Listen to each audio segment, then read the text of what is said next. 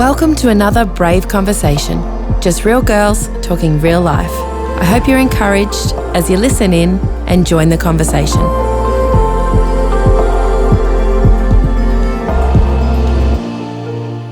Well, here we are for our second podcast of Brave Conversations this morning. And we really hope that you were blessed by the one that we had last week about joining the generational spiritual gap, and hope that you really got something out of that and that you can share that with someone else in your world as well. But this morning we have Mel with us again, Pastor Mel, and we also have Dave Young as well as our guests. And we're going to be speaking about sort of like stewardship of our bodies. And we'll delve into that a little bit further as we go along. But I think we should start with our game. All right. So Dave and Mel, this is how it works. So you're going to be given a number of random questions. It's sort of like, would you rather? Okay. And what you have to do is you have to answer them as fast as you can. Mm-hmm. If you take too long on one, I'm just going to keep going. Sure. Okay. And answer them as fast as you can, and however many you get within that minute, that's your score. Okay. So we're going to see who can answer the most. Actually, I said if you take too long, I'm going to keep going, but I won't, because then that'll help you. So, all right. Okay. So does it make? Yeah, roughly makes sense. Okay. You'll see as we go along. What I'm going to do is I might ask Dave first. Sure. So Mel, if you can just play some music so you can't hear the questions, because we don't want you to have a one-up. No cheating. Yeah, that's right. All right. I'll play this as loud as I can. And once you've done that, Mel, if you can get the 1 minute timer ready. Sure. When the 1 minute time is up, we can see how well Dave went. Okay. Ready? Okay, ready and go. Queensland or New South Wales? Queensland. Sweet or savoury? Sweet. Gold or silver? Gold. Run or swim? Run. Action or rom-com? Action. Three hands or wings? Wings. Summer or winter? Summer. Dolphin or horse? Horse. Two stories or single? Two-story. M&Ms or Maltesers? Ooh, Maltesers. Chips or popcorn? Popcorn. Maths or English? English. Lollies or chocolate? Lollies. Scrambled or poached? Poached. Beach or rainforest? Beach. Fly or teleport? Teleport. Sunrise or sunset? Sunset. Basketball or netball? Basketball. Massage or facial? Massage. Ice skate or roller skate? Ice skate. AFL or NRL? NRL. Camping or hotel? Camping. Tennis or hockey? Tennis. Guitar or piano? Guitar. Purple or blue? Blue. Cadbury or Lindt? Ooh. Cadbury. Adidas or Nike? Nike. Primary or high school? Primary. Cats or dogs? Dogs all day. Vegemite or Promite? Vegemite. McDonald's or KFC? Neither. Oh, there we go. Neither. Of course you'd say neither. Well, I had to, right? We haven't even properly introduced you yet, I know. have we? But yeah, that'll make sense to you a little later on. I like there, Dave actually used to be a marketing rep for Cadbury, so I threw in there the Cadbury question. Yeah. I could see there was a little bit of hesitation there. So. No hesitation. Okay. So where did we finish? We finished on 31. Okay, good job. Yeah. Okay, so now it's going to be Mel's turn. So you can put your headphones on, the other ones, your black ones. Of course, yeah. Hello. And if you can get the timer ready for Dave. Okay. Okay. There you go. Are you ready, Mel? Yeah. And Go. Queensland or New South Wales? Queensland. Sweet or savoury? Sweet. Gold or silver? Gold. Run or swim? Run. Action or rom-com? Action. Three hands or wings? Wings. Summer or winter? Winter. Dolphin or horse? Dolphin. Two-story or single house? Single. M&Ms or Maltesers? Maltesers. Chips or popcorn? Chips. Maths or English? Maths. Lollies or chocolate? Chocolate. Scrambled or poached? Poached. Beach or rainforest? Beach. Fly or teleport? Oh, fly. Sunrise or sunset? Sunset. Basketball or netball? Basketball. Massage or facial? Facial. Ice skate or roller skate? Ice skate. AFL or NRL? AFL. Camping or hotel? Hotel. Tennis or hockey? Tennis. Guitar or piano? Piano. Purple or blue? Blue. Cadbury or Lindt? Cadbury. Adidas or Nike? Nike. Primary or high school? High school. Cats or dogs? Dogs. Vegemite or Promite? Vegemite. McDonald's or KFC? KFC. Mullet or perm? Coffee or tea? Coffee. Army or Navy? Army. Italian or Mexican? Italian. Chinese? Time's up. Time's up. You got to 35. Mel, you are our winner of our questionnaire game. Where did you get to? You got to 31 and you got to 31, Dave, and Mel got to 35. Well done, Mel. Yeah, well done. Thanks. I have to ask, could you hear No. the questions I asked Dave? No. Oh. Yeah. Okay. I turned it up and was like blocking my ears. So I felt like you were predicting the or every time, like I was like, Oh, really? M&Ms or Maltesers, and you're like Maltesers before I even got to say that's Maltesers. a no-brainer. Every day of the week, Maltesers. Yeah, true. Good job. Well, why don't we get started with our conversation this morning? So as I said earlier, we're going to be discussing, the whole stewardship of our bodies as women.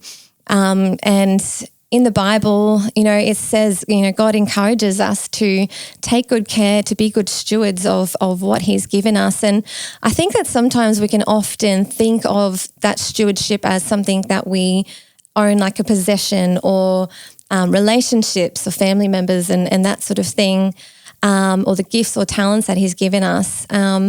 But at times I think we forget about the body, our bodies that he's given us.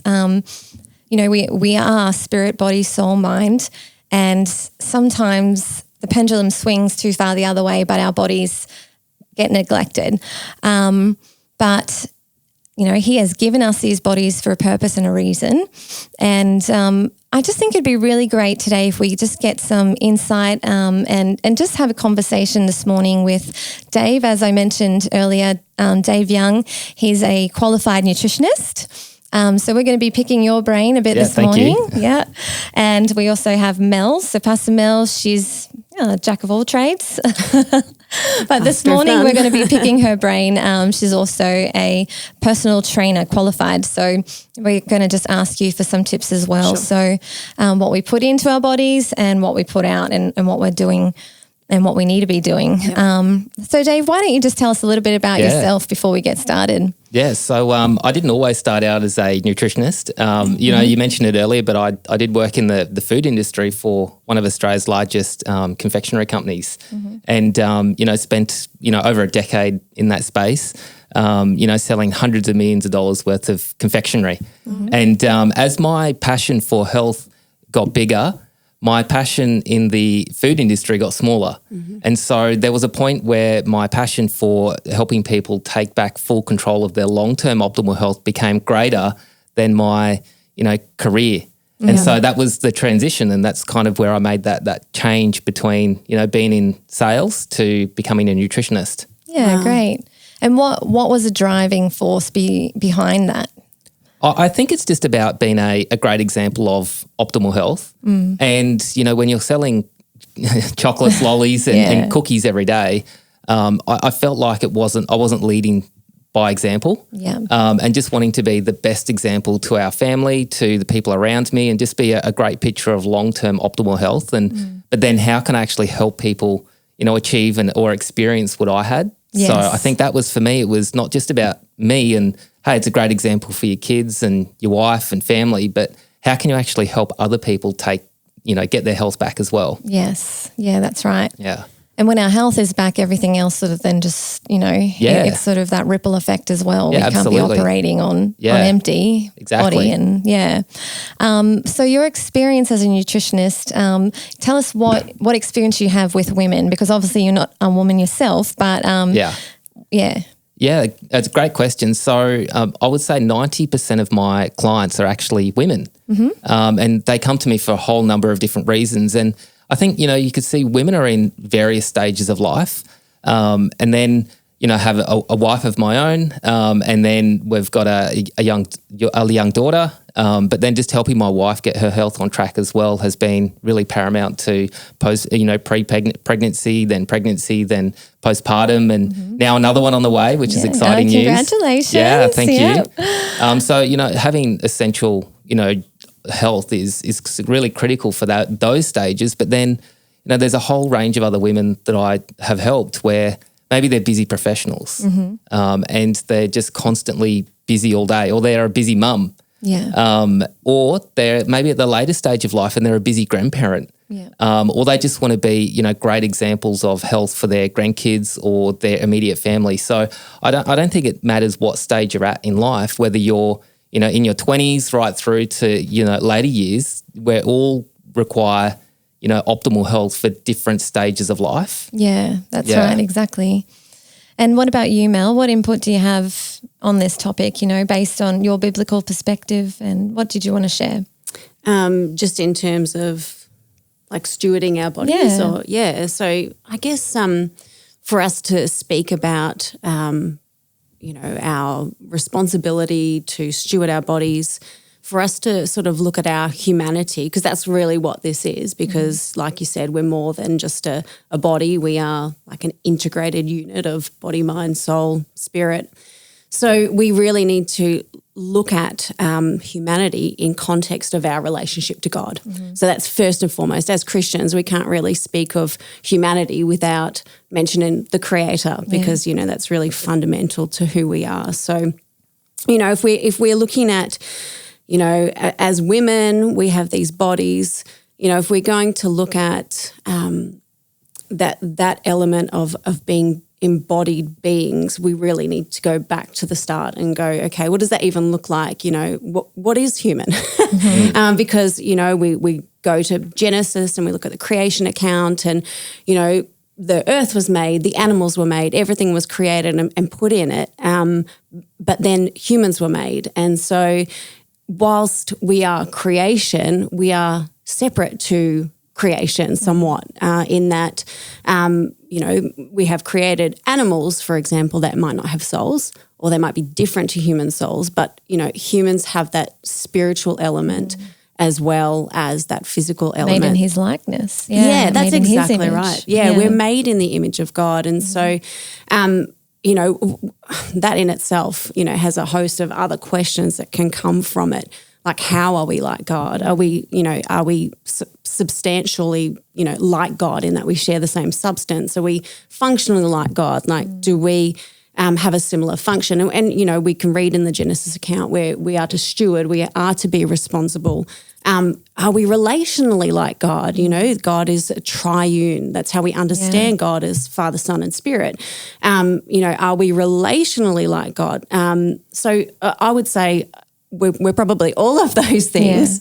But if we look at our, humanity as we are integrated beings. And I think that's probably the first fundamental belief that we need to establish as humans. Like you said, Kim, like we do have a tendency to view things in extremes. So one thing that is often probably misquoted, I would say, just due to probably just that lack of understanding is like, oh yeah, we're spirit and we're body. And it's like there's this wrestle between the flesh and the spirit. And, yes, Paul says that, but that's not exactly what he's talking about in the New Testament letters. Like that view of us as dualistic beings with, body and spirit that are at war with each other, that's not a holistic biblical view. Like that is a Platonic view. So that philosophy comes from ancient Greece, and that's why some of the Greeks could get away with, do whatever you want while you're here on earth because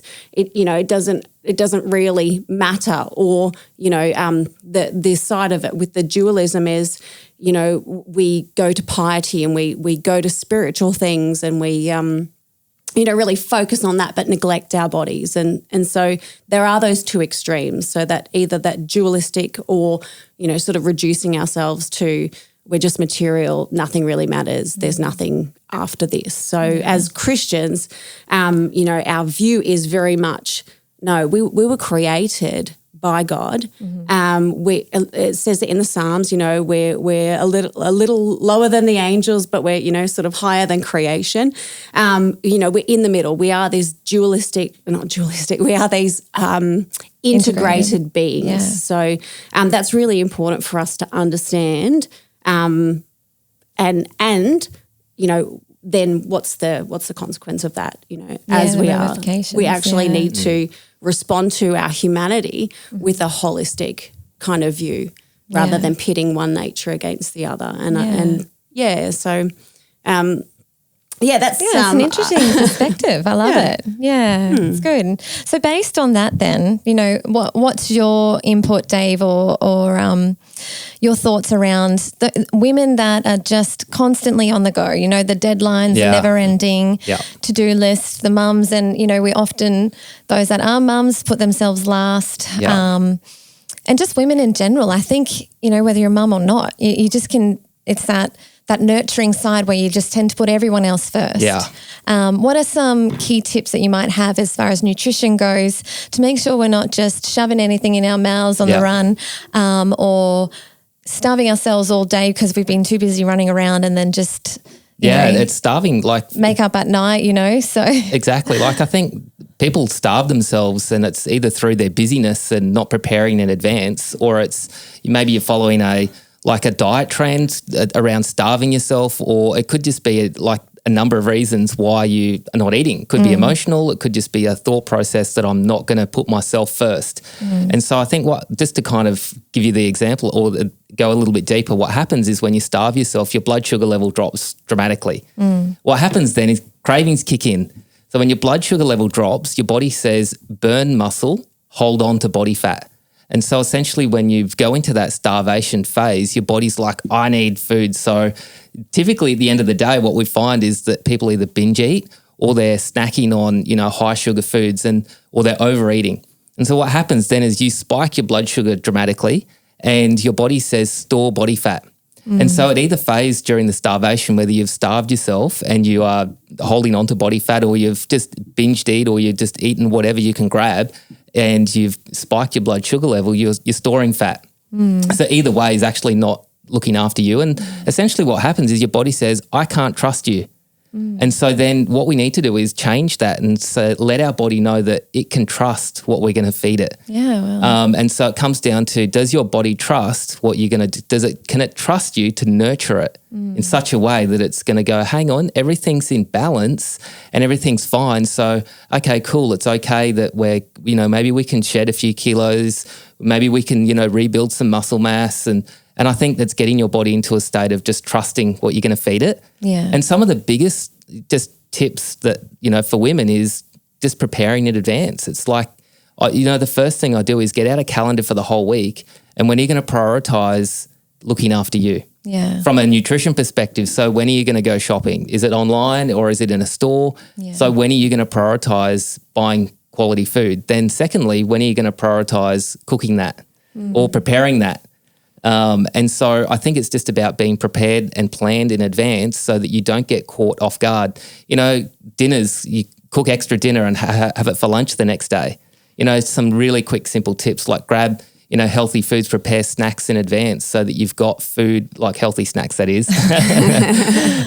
You've got things prepared in advance so that you can actually fuel your body consistently throughout the day. And I've had clients go from a 3 out of 10 energy-wise, and in a few short weeks, they've gone to an 8 or a 9 out of 10. Just by, and they've gone, I'm eating 3 times more food than I've ever had before, but my energy levels have skyrocketed and I'm losing weight. And it's just from substituting and then that's just from prioritizing and fueling your body consistently throughout the day. Yeah, great. It's interesting. Hey, I think there's that perspective where some can just either completely not eat, or then there's the other where the emotional eating, I think for females, especially around that time of the month leading up to,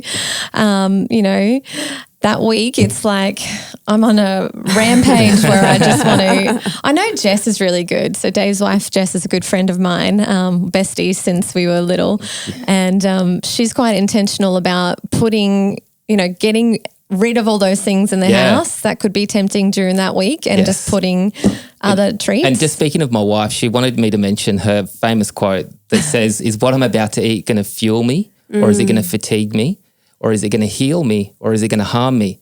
And every time we go to eat something, we have a choice. Is this choice actually taking me closer towards my long-term health goal, or is it a step away from where I want to have optimal health? And I think when you think about long-term health, it's not just something you do once. It's not something you do like a 6-week challenge. Yeah. You've got to play the long game. Consistency. This is a long-term view. This is about being a healthy person and making choices daily that contribute to that. It's not about, I did that once. I ate healthy last week, so this week I'm not. It's about how do you make it a lifelong habit. Without depriving yourself as well. Yeah, and definitely there's opportunities and times to, treat yourself, but I think it's just about playing the long game. I feel like Mel and I have had this conversation before where sometimes church settings or those social events, we're the worst for it. Yeah. It's like, I'm not saying ours in particular, but just, it's like we have this event, so we'll put out all the junk food and it's almost like that's showing, and I get it's a sometimes, thing as a treat or a special event. Maybe it's just because I'm always at the events. Maybe for those that just come every now and then, it's okay. But I'm like, But no, that's a really good point, Dave, about planning ahead. Just one other point too is about controlling the environment. So, it's great. You're at events or functions. There's those foods there. You can't avoid it. But when you're at home, you've got 100% control of what's in your house. And so if you control the environment, you don't need willpower. Yeah. And so the hardest thing for most people is I don't have enough willpower. And then it's like you've got this idea burning in the back of your head that there's all these foods in the cupboard that you want to eat. But if it's not in the house, you're probably not going to eat it. Yeah. So it's about. I'm just. Am I speaking to you? Oh no. My thing is, what if you're married to someone who wants to keep all their junk food and all their snack and your snacks? Get them to hide it. Yeah. Out of sight, out of mind. Put it somewhere they don't know. I always find it, Dave. I always find it. I think you need to give him some lessons in how to hide food.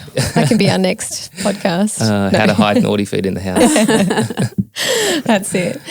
Okay. No, that's good. Food for thought. Yeah. See what I did there? Yes. Good play on words. So I guess we'll go to you, Mel. We'll break it up. We won't just hit all the nutritional questions right now. What about as far as exercise goes? Where I guess we are pointing this specifically to the busy woman because what woman isn't busy? Yeah. What tips and advice do you have for those that might only have half an hour a day to spare? Yeah. What is achievable, something that they can do, and why is, we've just spoken about the input, what are we inputting, but why is that outputting important?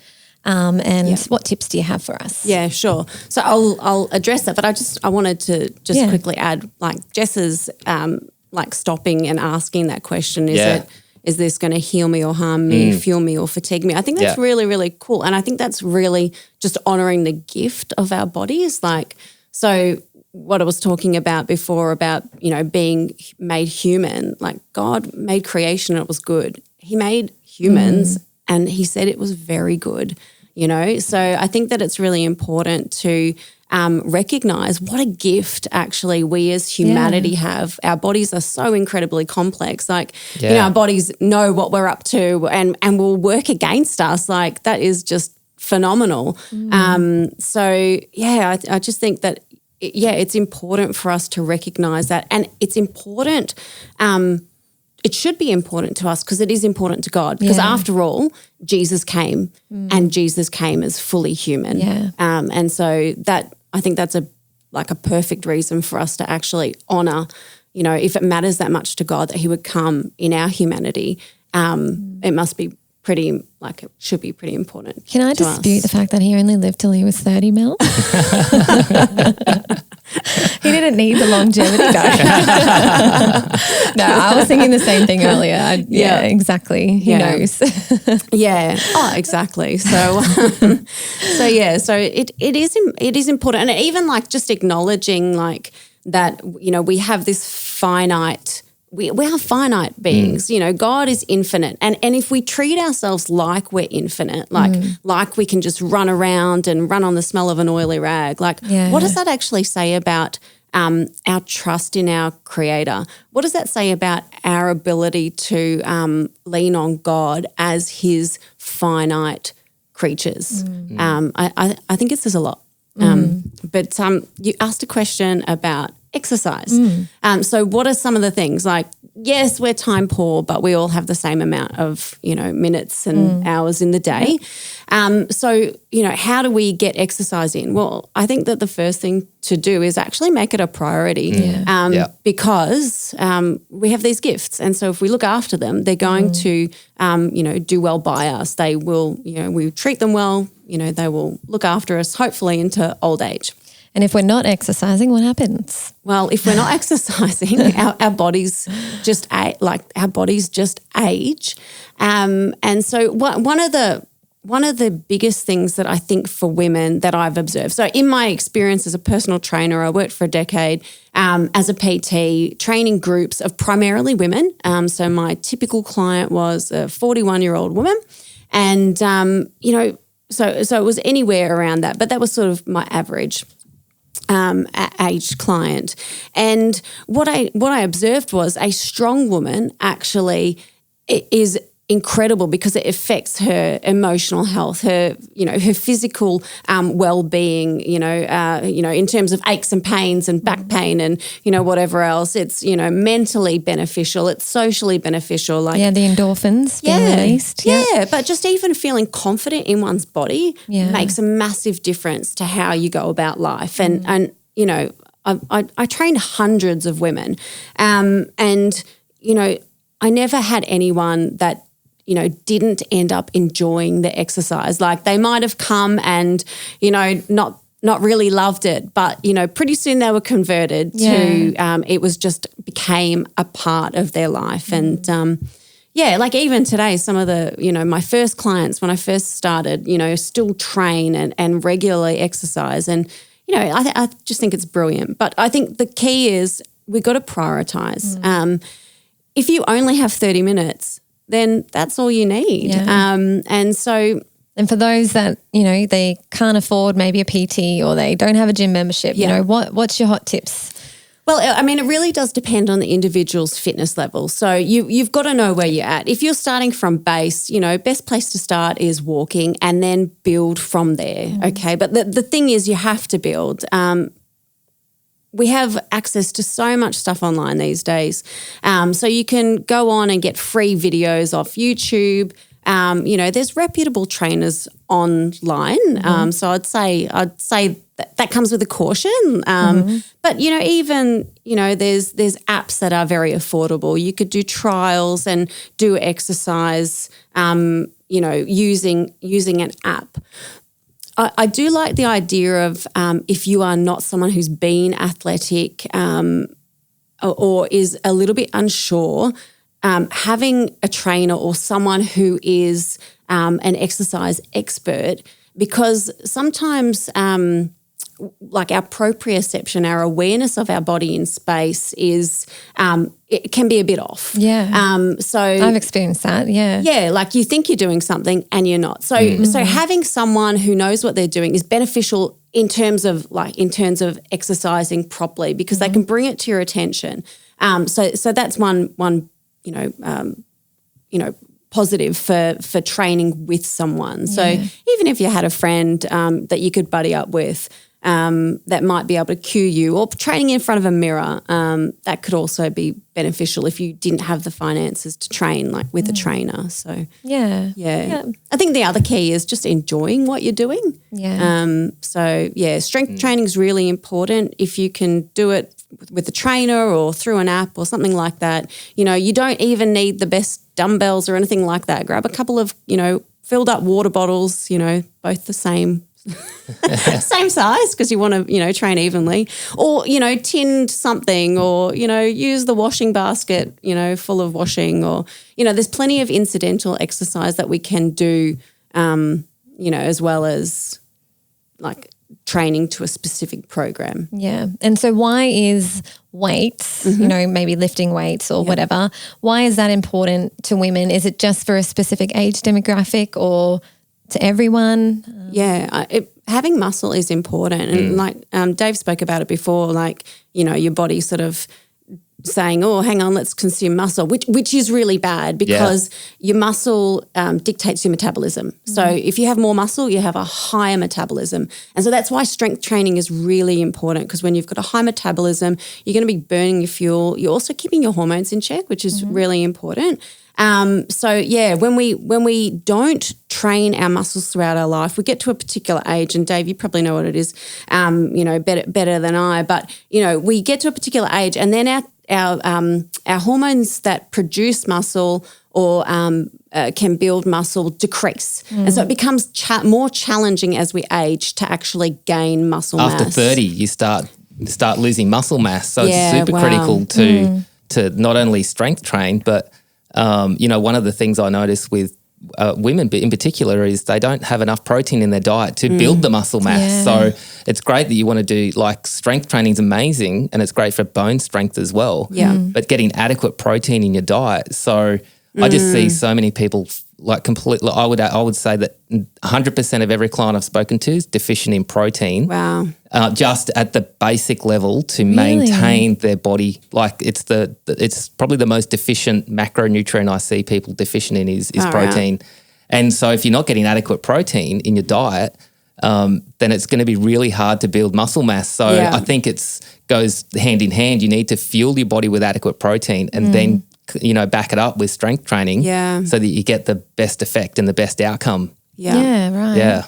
It's interesting because, like, from a personal perspective, like, I have a lot of eggs, I have a lot of nuts, I have a lot of chicken. In my mind, that's a lot of protein. Yeah. So according to the Australian Guide for Healthy Eating, it's 0.8 grams per kilo of body weight that you need. So let's kind of round it up and go 1 gram per kilo of body weight. So let's say you're an average body weight of 70 or 80 kilos, let's say, that's 80 grams or 70 grams of protein you need in a day just to maintain where you're at. So in terms of consumption or that's what your body That's what grams uses. of protein that you need. So if, let's say, 100 grams of chicken's got 25 to 30 grams of protein in it, so you would need let's say 3 or 2.5 plus serves of 100 grams of chicken, so 250 to 300 grams of chicken. Right. That's a protein source to get the adequate protein just to maintain. Yeah, right. Wow. And that's not taken into consideration. You want to do strength training. It could be 1.5, it could be 2 to 2.5 grams per kilo of body weight. Yeah. So 100 grams of chicken is not 100 grams of protein. No, okay, just to kind of clarify that. Yes. You know what? That's new to me. So. But it makes sense. Yeah, when you break it down, it's like, Yeah, well, there you go. I had another question. Muscles, important. Like, as we age, we want to have muscles. Why? Because they help keep us up. Like you said, strength training is obviously, having muscles good for your bones. Yeah. But in terms of mobility, in terms of balance, stability, as we age, if we have less muscle mass, we're more prone to falls. And then once that sort of starts happening, it's, unfortunately, not a good scenario to be in. So, it's really important to maintain, those muscles as we age, because they keep us younger and they keep us moving. Yeah, that's right. And as far as, so I had a little bit of input from a nutritionist for a while there. Shout out to Kim Juster at Shoes Off Living. And she's also a Pilates instructor. And I think she's just put up some online Pilates classes as well. So check out Shoes On Living. Shoes Off Living, not on. But it was really, really good. Yeah. And I learned a lot, and I saw some incredible changes in my life, and some great goals were achieved. The only thing was the expense, because we're tying it back to what we were saying about the biblical days and Jesus, and there wasn't that processed food around. They had accessibility to all this amazing food. Hold on, have I said something wrong? Is there a but? No. Oh, no. But they had to, like, they couldn't go to a store and get their food. Like, they had to farm their food or catch their food. That's what I mean. Yeah. It was pure. Like, it was. Yeah, it was pure, but it was also really hard work. Yeah. And, you know, if we're looking at the time of Jesus, like, people were on, like, the poverty levels in terms of, you know, people would have 1 to 2 meals a day. Yeah. So, yes. But, yes, food is so different now That's to right. what it like was. Almost everything is processed or been tampered with. And I know, you know, the advice was get this, and, you know, the price tag on everything, for us, it wasn't sustainable. Yeah. And I think for a lot of us, it wouldn't be. What advice do you have, Dave, if we're shopping at Costco or if we're shopping at Coles or Woolies, you know? I think the first thing is, like, healthy food's not expensive. That might be a bit of a mind twist, but I'm not talking about going to like a really specific, you know, shop that's, you know, full of organic foods and like all these superfoods that are going to cure the world. What I'm talking about is unhealthy foods is super expensive. So, you know, I did a little experiment. I went into a McDonald's to buy a coffee, and I thought I'll check the menu. I haven't checked the menu for a while. And I was blown away with the cost of how much it is for like a unhealthy meal at a fast food restaurant. And when I speak to people and they go, "Oh, healthy eating's expensive," it's like, okay, can you just add up all your convenience takeaways? How much did you have? Like, what did you have for morning tea, lunch? What snacks did you buy?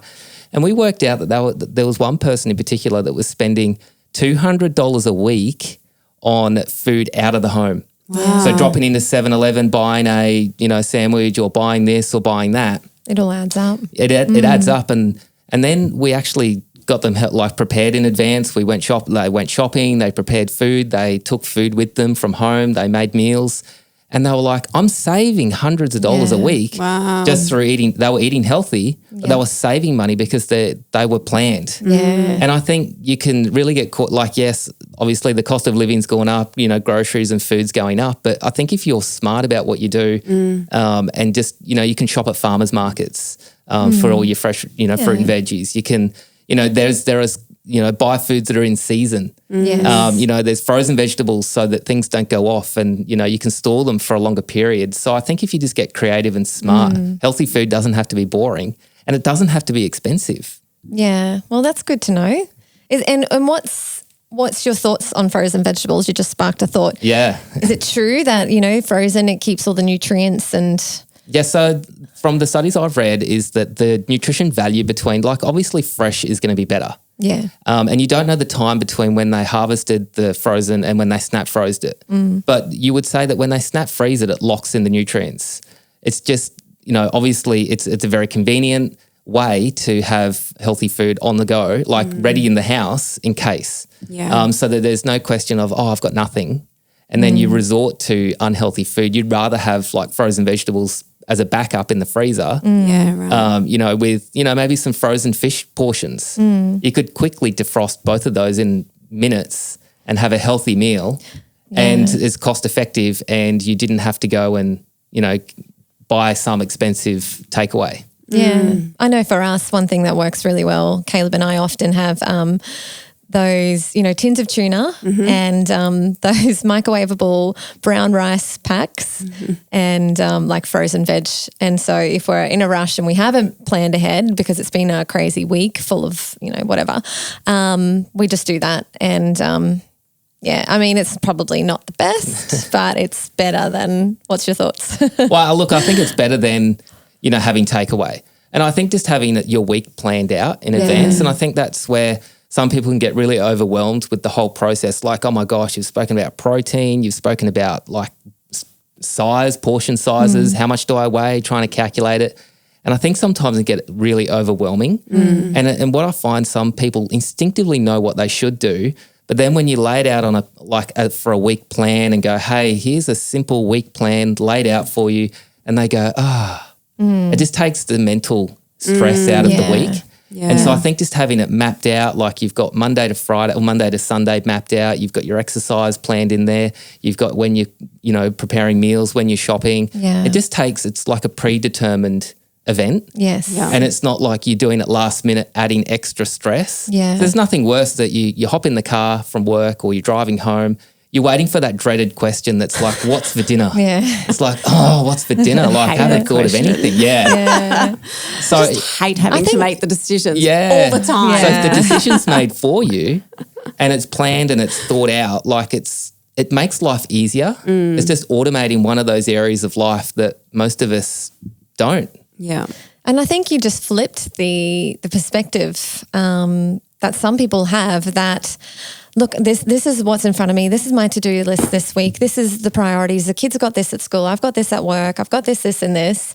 I'll think about food and exercise on the run. And that's, but you've just flipped it completely by if you're thinking about that first. I think we subconsciously are stressing about it, even though we think that ignoring it and putting it off to the side is going to make it easier. But subconsciously it doesn't. No, that's Delaying right. the pain. Yeah. All right. Well, we don't have a whole heap of time. We'll wrap up in a few minutes. But as far as vitamins go, Dave, Yeah. for us as women, are there different vitamins we should be taking at different ages? I know it really just depends on, your blood work and what you're deficient in and that sort of thing. But if there were 3 basic vitamins that we needed, Yeah. what are the ones that you just swear by and say everyone must have this in their diet? So Not diet, but you know what I mean. like you said, it's going to vary on different stages. It's quite a personal thing. Yeah. But there's 3 foundations that I would really recommend to people. The first one is omega-3. Now, omega-3 from the sea and omega-6 from the sticks. So there's 2 kind of fatty acids. Omega-3 is really critical for joint health, for reducing inflammation around our body. Now, if you said all chronic disease or most chronic disease comes from inflammation or stems from inflammation, wouldn't you want to reduce inflammation? Yeah. And so omega-3 is probably my first go-to. How do you reduce inflammation? And people then go, hey, my joints are working better. Like, hey, I've my clarity of thinking. Yeah. It helps with brain function. So omega-3 is probably the most critical. Obviously, the source where it comes from, making sure it's stabilized and it doesn't have heavy metals. So there's various brands. I won't pick on any brands in particular. So that's probably the first one. And someone said if you were to go and live on a deserted island with one supplement, it would be omega-3. The second one is, so if you think 6.1% of adults eat the recommended serve of both fruits and vegetables, 6.1% of adults. So that's a very low in the population. So you would almost assume that we're deficient in most things. Yeah. So it's really hard to pinpoint exactly without, like you said, doing blood work. So I just recommend a good quality multivitamin. Yeah. And making sure the source is, it's a whole plant multivitamin. It's not to say it's replacing fruits and vegetables. It's just to bridge the gap. Yeah. First of all, eat fruits and vegetables. But if you don't, bridge the gap with a good quality multivitamin. Or even top it up. Yeah, exactly. Top it up and make sure that it's from, whole plants, making sure it's not a synthetic vitamin. So it does, because you want to make sure that if it's whole plant, it's organic, it'll absorb better in your body. So, and then the third one is 70% of our immune system is made up in the gut. Yeah. I was going to ask about gut health next. So that's good. Yeah. So gut, if our immune system is in the gut, it would make sense to make sure we treat our gut right. Yeah. And with so many pesticides and antibiotics that are kind of prevalent in our eating, you want to make sure that you've got good quality probiotics and really fueling the probiotics are the gut bugs. Yeah. Prebiotics, people ask, hey, what are pre and probiotics? Prebiotics feed the gut bugs and probiotics are the gut bugs. Yeah. So you need both. Yeah, you need both. Yeah. And the prebiotics is from fiber, which you get from fruits and vegetables. Yeah. Yeah. So it's kind of a catch-22. People go, hey, I'm going to take a fiber supplement, which is amazing. You might need it, but don't use that in replacement of real food. Yeah, wow. Yeah. So they're probably the 3 go-tos. Yeah. Yeah. Great. That's really insightful. Well, I think we'll wrap it up in a minute. Did you have anything else to add, Mel? Yeah, I think the thing to remember is that it's just important to get started. So yes, you've got to make it a priority, but get started. And if you stop, just start again and just keep going. So it's like Dave said, it's about consistency over the long term. Yep. It's not about I'm going to go hard for, 2 weeks and then fall off the bandwagon for, 2 months or 2 years.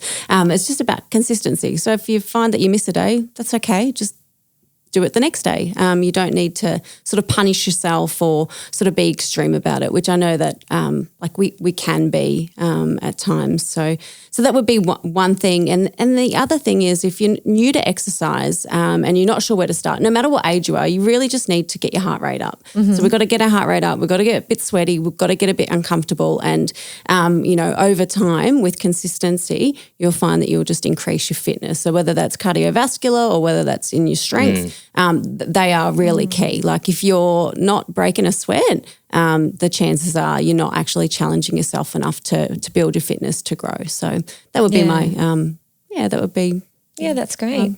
I know for me personally, like I was walking for a while there, but not feeling like I was increasing the length of my walk, but not feeling like it was doing enough as far as heart rate and that goes. So at the park, I'd find a park bench and do step ups. Yeah. And then each time I'd try to challenge myself to do a little bit more or something like that, just to sort of get the heart rate up, and whilst also trying to have low impact for what my body needs at the moment. So yeah. Oh, that's good. I know for some women, I used to train and they would feel concerned that they could feel their muscles working, and sometimes if women have not done anything for a while, they're just not used to it, or they may have been through something and they actually aren't really in touch with their body. So I think, small steps and consistent steps is really important. So, yeah, great.